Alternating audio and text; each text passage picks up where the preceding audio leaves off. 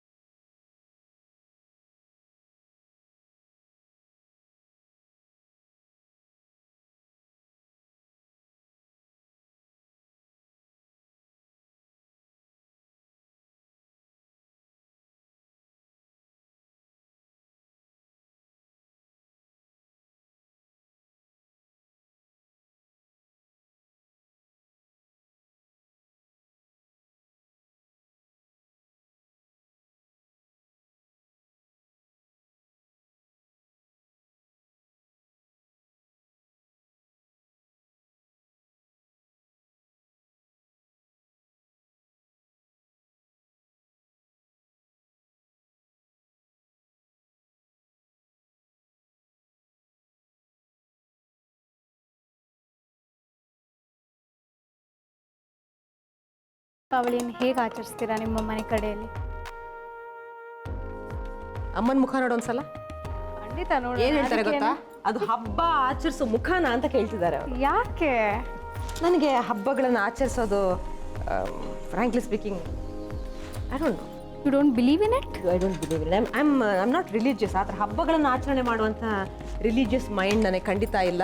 Okay, ಇದು ಆಗ್ತಾ ಇದೆ, ಇದನ್ನು ಸ್ವಲ್ಪ ಸಿಮ್ಮಿಗೆ ಹಾಕೋಣ ನಾವು. Okay okay. ಇವತ್ತು ನೀವೆಲ್ಲ ಸೇರ್ಕೊಂಡು ನನ್ನ ಹಬ್ಬ ದಿನ ಕರೆದಿರಿದ್ರೆ ನಾನು ಹೇಗೆ ಹಬ್ಬ ಮಾಡ್ತೀನಿ ಅಂತ ಹೇಳ್ಬೋದು. ಹಬ್ಬ ದಿವಸ ದೀಪಾವಳಿ ಹಬ್ಬ ಅಂದ್ರೆ ಗೊತ್ತಲ್ಲ, ಸ್ನಾನ ಮಾಡಿರ್ತೀವಿ. ನಮ್ಮಲ್ಲಿ ಮಂಗಳೂರಲ್ಲಿ ಸ್ನಾನ ಮಾಡಿದ ತಕ್ಷಣ ಅವಲಕ್ಕಿದೊಂದು ಪ್ರಿಪರೇಷನ್ ಮಾಡ್ತಾರೆ. ಓಕೆ. ನಿಮ್ ಕಡೆ ಹೆಂಗ್ ಮಾಡ್ತಾರೆ ಹೇಳು? ನಮ್ಮ ಕಡೆ ಏನು ಇಲ್ಲ. ಸ್ನಾನ ಆದ ತಕ್ಷಣ ಏನ್ ಕೊಡ್ತಾರೆ ತಿನ್ನೋಕೆ? ಎಣ್ಣೆ ಸ್ನಾನ ಮಾಡಾದ್ಮೇಲೆ ನಮ್ಮಮ್ಮ ಥರದ ಐ ಮೀನ್ ಸ್ವೀಟ್ಸ್ ಮಾಡ್ತಾರೆ. ಅದರಲ್ಲಿ ಕಜ್ಜಾಯ ತುಂಬಾ ಇಂಪಾರ್ಟೆಂಟ್ ನಮ್ಮ ಕಡೆ. ಕಜ್ಜಾಯ ಮಾಡ್ತಾರೆ, ಕಜ್ಜಾಯ ಹೌದು.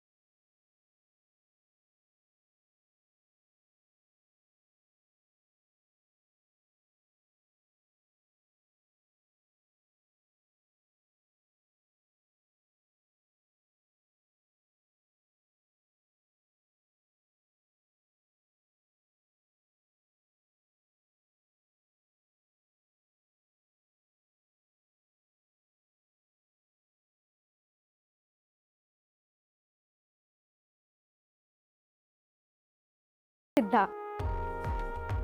ಮಹಾವಿಷ್ಣುವಿನ ಮನದೊಡತಿಯಾದ ಮಹಾಲಕ್ಷ್ಮಿಯು ಜ್ಯೋತಿ ಸ್ವರೂಪಿಣಿ. ಆಕೆ ಸೂರ್ಯ, ಚಂದ್ರ, ನಕ್ಷತ್ರ ಹೀಗೆ ಸಕಲ ಜ್ಯೋತಿರ್ವಸ್ತುಗಳಲ್ಲೂ ಕೂಡ ನೆಲೆಸಿರುತ್ತಾಳೆ. ಹಾಗಾಗಿ ದೀಪಾವಳಿಯಲ್ಲಿ ಲಕ್ಷ್ಮೀ ಪೂಜೆಗೆ ಅಗ್ರಸ್ಥಾನವಿದೆ. ಬಾಯಿಯ ದುರ್ಗಂಧವನ್ನು ಹೋಗಲಾಡಿಸೋಕೆ ಪುದೀನ ಅಥವಾ ಏಲಕ್ಕಿಯನ್ನು ಅಗಿಯೋದ್ರಿಂದ ಕ್ರಮೇಣವಾಗಿ ಬಾಯಿಯ ದುರ್ಗಂಧ ಕಡಿಮೆ ಆಗ್ತಾ ಬರುತ್ತೆ. ಬನ್ನಿ ವೀಕ್ಷಕರೇ, ಈಗ ಲೀಲಾವತಿಯವರು ನಮಗೋಸ್ಕರ ಯಾವ ರೆಸಿಪಿ ಮಾಡ್ತಿದ್ದಾರೆ ಅಂತ ನೋಡೋಣ. ನಾನು ಈಗ ನಿಮಗೋಸ್ಕರವಾಗಿ ಗುಂಟೂರು ಪುಳಿಯೋಗರೆ ಅಂತ ಹೇಳಿ, ಅದು ಒಂದು ತರಹ ಚಿತ್ರಾನ್ನ ತರಹ. ಓಕೆ, ಪುಳಿಯೋಗರೆಗಿಂತ ಸ್ವಲ್ಪ ಡಿಫ್ರೆಂಟ್ ಆಗಿದೆ, ಸ್ವಲ್ಪ ವೆರೈಟಿ ಸ್ವಲ್ಪ ವೆರೈಟಿ. ಪುಳಿಯೋಗರೆ ಸ್ವಲ್ಪ ಅಯ್ಯಂಗಾರ್, ಅದರಲ್ಲೂ ಪುಳಿಯೋಗರೆ ಅಯ್ಯಂಗಾರ್ ಪುಳಿಯೋಗರೆ ಅಂದರೆ ಬಹಳ ಶ್ರೇಷ್ಠ. ಅದರಲ್ಲಿ ಸ್ವಲ್ಪ ಇಂಗ್ರೀಡಿಯೆಂಟ್ಸು ಸ್ವಲ್ಪ ಎಲ್ಲ ಜಾಸ್ತಿ ಇರುತ್ತೆ. ಬಟ್ ಇದರಲ್ಲಿ ಈಸಿ ಮೆಥಡ್ ಇದು. ಯಾರಾದರೂ ಗೆಸ್ಟ್ ಬಂದರೆ ಕೂಡ ಇಮ್ಮಿಡಿಯೇಟಾಗಿ ಮನೆಯಲ್ಲಿರೋ ಈ ಸಾಮಾನಲ್ಲೇ ಅಚ್ಚುಕಟ್ಟಾಗಿ ನೀವು ಅನ್ನನೂ ರೆಡಿಯಾಗಿರುತ್ತೆ. ನೀವು ಇಮ್ಮಿಡಿಯೇಟಾಗಿ ಏನಾದ್ರು ಒಂದು ಸ್ವೀಟ್ ಮಾಡಿ ಇದನ್ನು ಸರ್ವ್ ಮಾಡ್ಬಿಟ್ಟು ಸರ್ವ್. ಅಮ್ಮ, ಇದಕ್ಕೆ ಬೇಕಾಗುವ ಸಾಮಗ್ರಿಗಳನ್ನು ಹೇಳ್ತೀರಾ? ಹೇಳ್ತೀನಿ.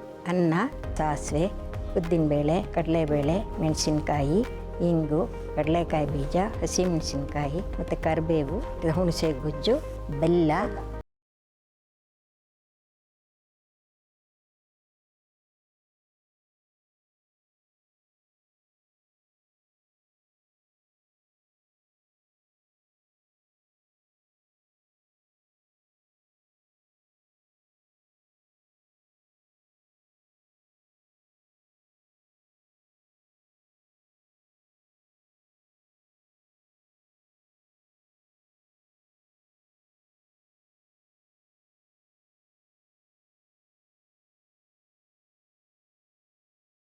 ಕಡಲೆಬೇಳೆಯನ್ನು ಹಾಕುತ್ತಿದ್ದೇನೆ.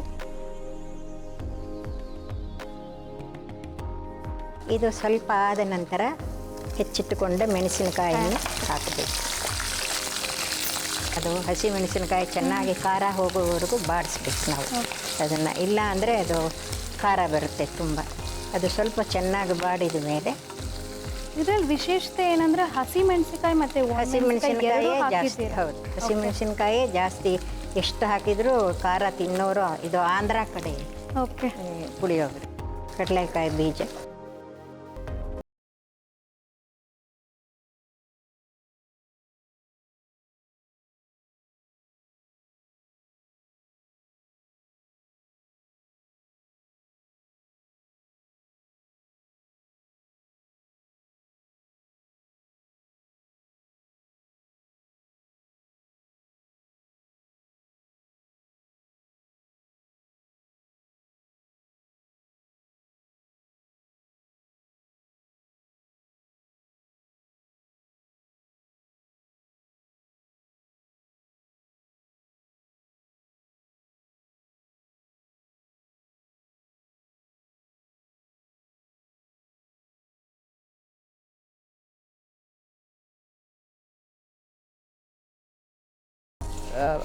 ಅದರ ವೆರೈಟಿ ಸ್ವಲ್ಪ ಡಿಫ್ರೆಂಟ್ ಆಗಿದೆ ಎಲ್ರಿಗೂ ಐ ಥಿಂಕ್ ಇದು ಆಂಧ್ರ ಪ್ರದೇಶ ಹೌದು, ಕಡೆ ಆಂಧ್ರ. ಇನ್ಫ್ಲೂಯೆನ್ಸ್ ಪುಳಿಯೋಗರೆ. ಪುಳಿಯೋಗರೆ. ಇದು ನಮ್ಮ ನಾದ್ನಿ, ನನ್ನ ಸಿಸ್ಟ್ರಿಂದ ನನಗೆ ಹೇಳ್ಕೊಟ್ಟಂತಹ ಇಂಗ್ರೀಡಿಯೆಂಟ್. ನಾವೆಲ್ಲ ಸೇರಿದರೆ ಇದನ್ನೇ ಮಾಡೋದು. ಇದು ಆದ ನಂತರ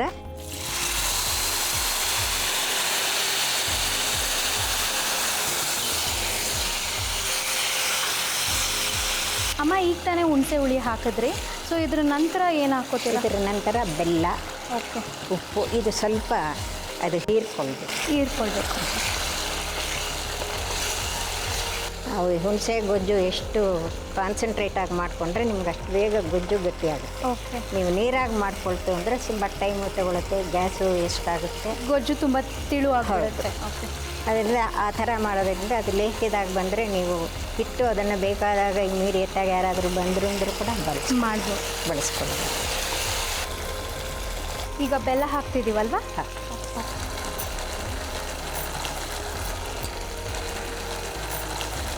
ಅಮ್ಮ ಬೆಲ್ಲ ಈಗ ಒಂದು ಅದಕ್ಕೆ ಬಂದಿದೆ ಅಲ್ವಾ? ಹೌದು.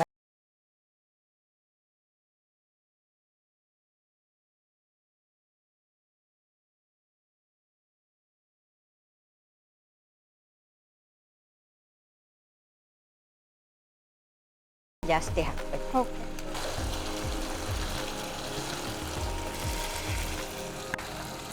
ಉಷಾ ಅವರೇ, ನೀವು ದೀಪಾವಳಿಯಲ್ಲಿ ಪಟಾಕಿ ಹೊಡೆಯೋದೆಲ್ಲ ಜೋರಾ?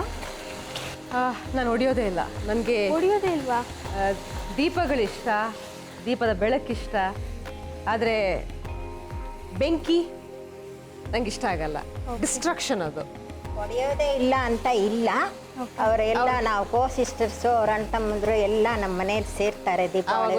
ಮಕ್ಕಳಿಗೋಸ್ಕರ ಎಲ್ಲ ಮಾಡ್ತಿದ್ದೆ. ಎಲ್ಲರೂ ಈ ವರ್ಷ ಬ್ರದರ್ ಮನೆ ಬಿಲ್ಕುಲ್ ಹೊಡೆಯಲ್ಲ ಅಂತ ನಾನು ಡಿಸೈಡ್ ಮಾಡಿಬಿಟ್ಟಿದ್ದೀನಿ ಅಮ್ಮ. ಖಂಡಿತ ಇಲ್ಲ.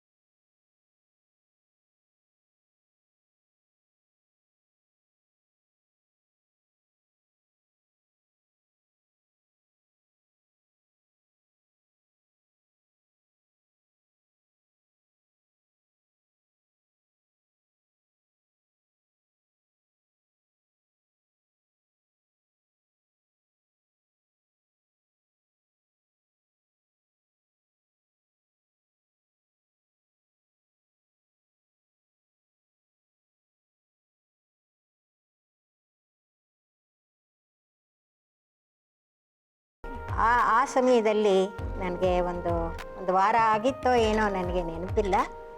ವಾರ ಅಂದರೆ ಯಾರನ್ನೂ ಬಿಡ್ತಾ ಇರಲಿಲ್ಲ. ಐ ಸಿ ಯುನಲ್ಲಿ ಇಟ್ಟಿದ್ರು, ತುಂಬ ಸೀರಿಯಸ್ ಆಗಿದೆ ಅಂತ ಹೇಳಿ. ನನ್ನ ತಂಗಿನೇ ನನ್ನನ್ನು ಅಟೆಂಡ್ ಮಾಡ್ತಾಯಿದ್ರು. ಅಂಥ ಒಂದು ಸಂದರ್ಭದಲ್ಲಿ ಅವರು ತಾತ ಜೊತೆಯಲ್ಲಿ ಅಜ್ಜಿನ ಕರ್ಕೊಂಡು ಹೋಗಿ ತೋರಿಸ್ತೀನಿ ಬಾ ಅಂತ ಹೇಳಿ ಕರ್ಕೊಂಡು ಬಂದರು ಅವಳನ್ನ. ಅವಳು ಬಂದವಳೇ ನನ್ನನ್ನು ನೋಡಿ ಅವಳಿಗೆ ಒಂಥರ ತುಂಬ ವ್ಯಥೆ ಆಗೋಯ್ತು. ಏಕೆಂದರೆ ತುಂಬ ಆ್ಯಕ್ಟಿವ್ ಆಗಿ ನಮ್ಮ ಹತ್ರ ಬಹಳ ಇದಾಗಿದ್ದವಳು ಅವಳು. ಹಾರ್ಡ್ಲಿ 4 ವರ್ಷ ಅವಳಿಗೆ. ಅವಳು ತುಂಬಾ ಚಿಕ್ಕವಳು. ಅದೇ ಅದನ್ನ ನೆನೆಸ್ಕೊಂಡ್ರೇನೆ ಭಯ ಆಗುತ್ತೆ. ಹಾಂ, ಅದರಲ್ಲಿ ನನ್ನನ್ನು ಯಾರನ್ನೂ ನೋಡೋಕ್ಕೆ ಸುತ್ತ ಬಿಡ್ತಾ ಇರಲಿಲ್ಲ ನನ್ನ. ಅಂಥದ್ರಲ್ಲಿ ಮಗು ಬಂದು ಮಂಚದ ಹತ್ರ ಕಣ್ಣಲ್ಲಿ ನೀರು, ಅದಕ್ಕೆ ಹೇಳ್ಕೊಳ್ಳಾರ್ದಷ್ಟು ದುಃಖ. ಆಮೇಲೆ ನಾಚಿ ನಾನು ಕಣ್ಣು ಮುಚ್ಕೊಂಡು ಮಲಗಿದ್ದೆ. ನನ್ನ ತಂಗಿ ನಾಚಿ ಬಂದಿದ್ದಾಳಮ್ಮ, ನೋಡಿಲಿಮ್ಮ ಹೇಳಿ ಅಂತ ಅಂದರೆ ಪಕ್ಕದಲ್ಲಿ ನೋಡಿದ್ರೆ ಇದು ಸಪ್ಪೆ ಮೋರೆ ಹಾಕ್ಕೊಂಡು ನಿಂತಿತ್ತು, ಕಣ್ಣಲ್ಲಿ ಹನಿ ನೀರು. ನನಗೆ ಅದನ್ನು ನೋಡಿದ ಕೂಡಲೇ ನನಗೂ ತುಂಬಾ ಅಳು ಬಂದ್ಬಿಡ್ತು. ಇಂಥ ಪರಿಸ್ಥಿತಿಯಲ್ಲಿ ಮಕ್ಕಳನ್ನ ನಾವು ಎದುರುಗೊಳ್ಬೇಕಲ್ಲಪ್ಪ ಅಂತ. ಆಗ ಅದು ನನ್ನ ಬಳಿ ಬಂದು ಮೆತ್ತಗೆ ಮಂಚದ ಹತ್ತಿರ ನಿಂತುಕೊಂಡು, ಅದು ಮರೆಯಲಾರದಂಥ ಘಟನೆ ನನಗೆ. ಅಜ್ಜಿ, ಯಾಕಜ್ಜಿ ಉಪ್ಪಿನಕಾಯಿ ತೆಗೆಯೋದಕ್ಕೆ ಹೋದರೆ ಅಲ್ಲಿ ತಾತಾಗೇನು ಬೇಕೇ ಬೇಕಾಗಿತ್ತ ಉಪ್ಪಿನಕಾಯಿ, ಆಮೇಲಾದರೂ ಹಾಕೋದಾಗಿತ್ತಲ್ಲ ಅಜ್ಜಿ, ಯಾಕೆ ತೆಗೆದ್ರಿ ನೀವು, ಮೈ ಯಾಕೆ ಸುಟ್ಕೊಂಡ್ರಿ ಅಂತ ಕಣ್ಣಲ್ಲಿ ನೀರು. ಆ ಒಂದು ಘಟನೆಯನ್ನು ನಾನು ಯಾವತ್ತೂ ಮರೆಯೋಕ್ಕೆ ಸಾಧ್ಯ ಇಲ್ಲ. ಅಂಥ ಒಳ್ಳೆಯ ಮಗು ಇದೆ. ಆ ಟೈಮಲ್ಲಿ ಅವರು ದೇವರ ಮನೇಲಿ ದೀಪ ಇಟ್ಬಿಟ್ಟು ನನ್ನ ಮಾವನವ್ರಿಗೋಸ್ಕರ ಏನೋ ಎತ್ಕೊಳಕ್ ಹೋಗಿದ್ರು. ಸಾರಿಯ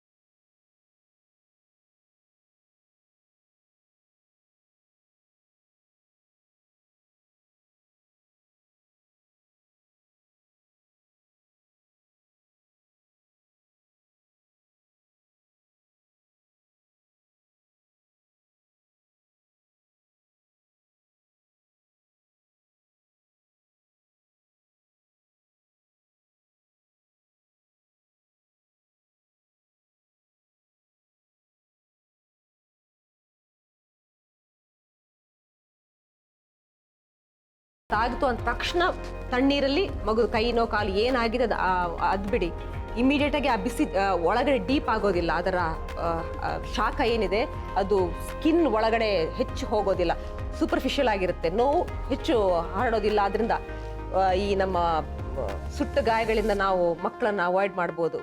ಹೆಚ್ಚಾಗಿ ನಾಳೆ ಪೇಪರ್ ನೋಡಿದಾಗ ಇದೇ ಕಾಣಿಸೋದು, ಮಕ್ಕಳ ಸುಟ್ಟ ಗಾಯದ ಕಥೆ. ಇದಕ್ಕೆ ನೀವು ಅವಕಾಶ ಕೊಡಬೇಡಿ. ಉಷಾ ಅವರೇ, ತುಂಬಾನೇ ಧನ್ಯವಾದಗಳು. ಒಳ್ಳೆ ಯೂಸ್ಫುಲ್ ಮೆಸೇಜ್ನೇ ಕೊಟ್ಟಿದ್ದೀರಾ. ಅದು ಹಿಂಸೆ, ಅದು ಮಕ್ಕಳ ಹಿಂಸೆ ನೋಡ್ಕೊಳಕ್ ಆಗಲ್ಲ ಅದನ್ನ.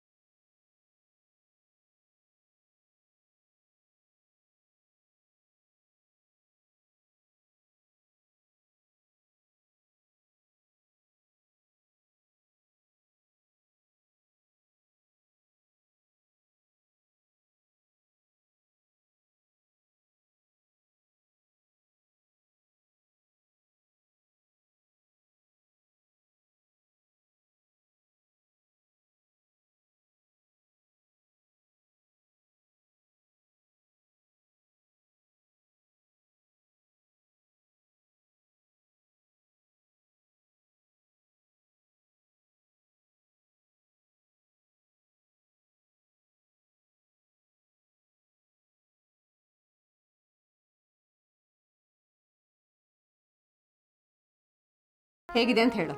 ಖಂಡಿತ. ವೀಕ್ಷಕರೇ ನೋಡಿದ್ರಲ್ಲ, ಹಬ್ಬದ ಪ್ರಯುಕ್ತ ಗರಿಗರಿಯಾದಂತಹ ಕೋಕೋನಟ್ ಕ್ಯಾಶ್ಯೂ ಪಕೋಡ ನಿಮ್ಮ ಮುಂದೆ ರೆಡಿಯಾಗಿದೆ. ದೀಪಾವಳಿ ಎಂದರೆ ದೀಪಗಳ ಆವಲಿ, ಅಂದರೆ ದೀಪಗಳ ಸಾಲು ಅಂತ. ಈ ದೀಪಾವಳಿಯಲ್ಲಿ ದೀಪಗಳು ಉರಿದರೆ ಪಾಪ ಉರಿದಂತೆ ಎಂಬುದು ಸಂಕೇತ.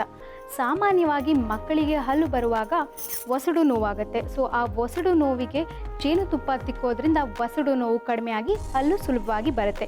ವೀಕ್ಷಕರೇ, ವಿಶೇಷವಾಗಿ ನಮಗೋಸ್ಕರ ಅತ್ತೆ ಸೊಸೆ ಜೋಡಿ 5ನೇ ರೆಸಿಪಿಯನ್ನು ಹೇಳ್ಕೊಳ್ಳಿದ್ದಾರೆ. ಬನ್ನಿ ಅದು ಯಾವ ರೆಸಿಪಿ ಅಂತ ನೋಡೋಣ. ಉಷಾ ಅವರೇ, ನಮಗೋಸ್ಕರ ಸೂಪ್ ಮಾಡ್ತಿದ್ದೀರಾ, ಯಾವ ಸೂಪ್ ಅಂತ ಕೇಳ್ಬೋದಾ? ಇದು ಕಾಕ್ರೋಚ್ ಸೂಪ್. ಕಾಕ್ರೋಚ್ ನೋಡಿಲ್ಲಿ, ಕಾಕ್ರೋಚ್ದು ಕಾಲುಗಳನ್ನೆಲ್ಲ ಕಟ್ ಮಾಡಿಬಿಟ್ಟು ನೀಟಾಗಿ ಒಣಗಿಸಿ ಇಟ್ಕೊಂಡಿರ್ತೀವಿ. ನೀವು ನನಗೆ ಭಯ ಪಡಿಸ್ತಿದ್ದೀರಾ, ಇದನ್ನು ತಿನ್ನೋದ ಬೇಡವಾ? ಅಮ್ಮ ಏನು ಹೇಳಿ ಅವಳಿಗೆ? ಹೇಳು, ನಿಜವಾದನ್ನೇ ಹೇಳು ಪಾಪ, ಯಾಕೆ ಭಯಪಡಿಸ್ತೀಯ? ಇದು ಬೇವಿನ ಹೂವಿನ ಸೂಪ್. ಓಕೆ, ಬೇವಿನ ಹೂ ನೋಡಿದ್ಯಾ ಯಾವತ್ತಾದ್ರೂ? ನೋಡಿದ್ದೀನಿ, ಯುಗಾದಿ ಟೈಮಲ್ಲೆಲ್ಲ ತರ್ತೇವಲ್ಲ. ಅದು ಒಣಗಿ ಅದನ್ನ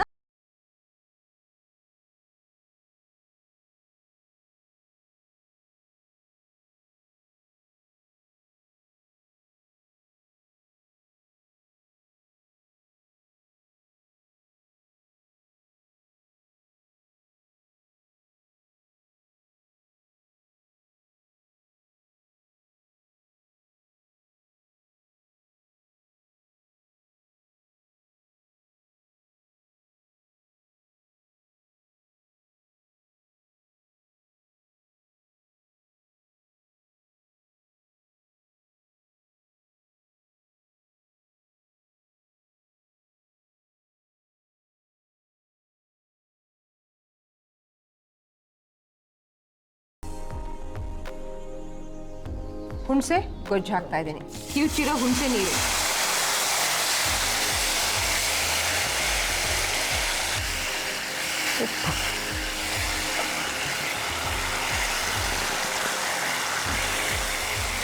ಉಪ್ಪು ಹಾಕಿ ಆಯಿತು. ಇವಾಗ ಬೆಲ್ಲ ಹಾಕ್ತಾ ಇದ್ದೀನಿ. ಹಾಕ್ಬಿಡಷ್ಟು. ಇಷ್ಟು ಹಾಕ್ಬಿಡ್ಲಾ? ನೀರು ಹಾಕೋಣ. ಇದಕ್ಕೆ ನೀರು ಹಾಕೋದು ಮೆಜರ್ಮೆಂಟ್ ತರನಾ? ಐ ಮೀನ್ 2 ಕಪ್ಸ್ 3 ಕಪ್ಸ್ ಇಲ್ಲ? ಅಷ್ಟೇ, ನಾವು ನಮ್ಗೊಂದು ಅಂದ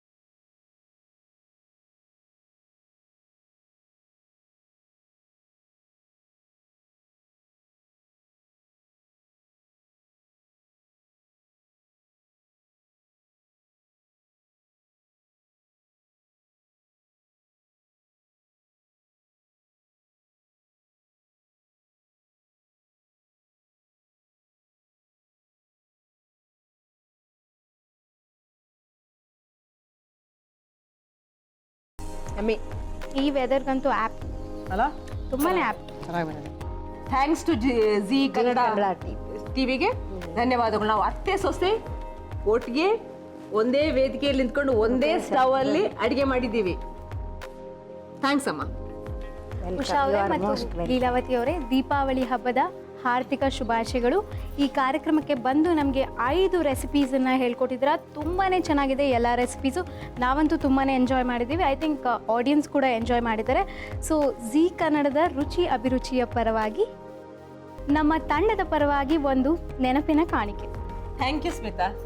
ಥ್ಯಾಂಕ್ ಯು ಎವ್ರಿಬಡಿ.